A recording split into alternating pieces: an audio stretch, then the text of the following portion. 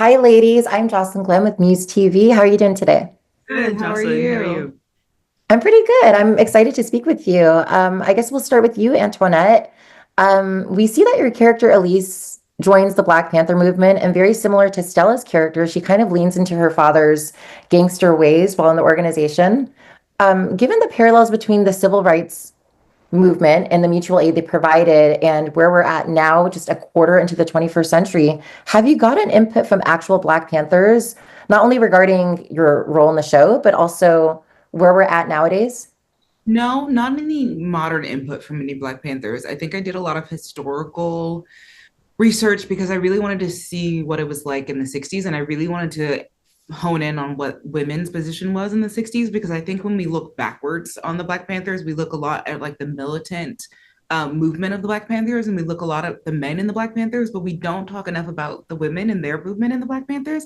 And the women were the majority of the Black Panthers. It was over 70% women in the Black Panthers, because a lot of it was community organizing. A lot of it was raising money and getting food and providing breakfasts and lunch for children and making sure people got to places safely and protecting communities. And people don't realize that a lot of it wasn't about like shooting and blowing up things. A lot of it was genuinely just about day to day making sure that Black people's lives were improved and better.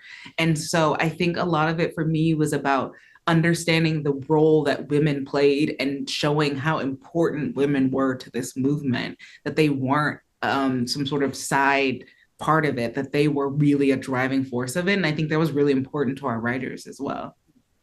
Thank you. And Ilfenesh, we see Mamie and Bumpy have a good foundation this season with Bumpy, leaving the gangster life.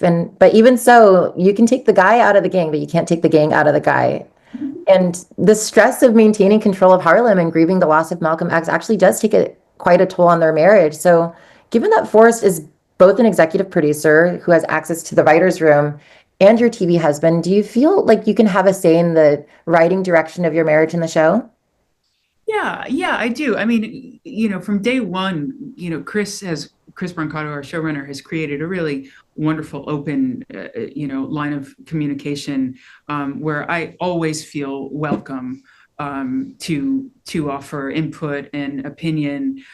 Forrest is a genius of a collaborator and just a beautiful human being who, just leads with grace and kindness. So again, I feel completely comfortable speaking to him about any objections I have to what's going on in the marriage, or gratefully, thankfully, though, that doesn't happen very often. I have an odd question here or there, but Chris is just, and our writers this season are so wonderful, as they have been in past, that I really don't object to an awful lot going on in my storyline, either with Bumpy or with Elise or anyone. I wish there were more drama I could reveal, but no. See that.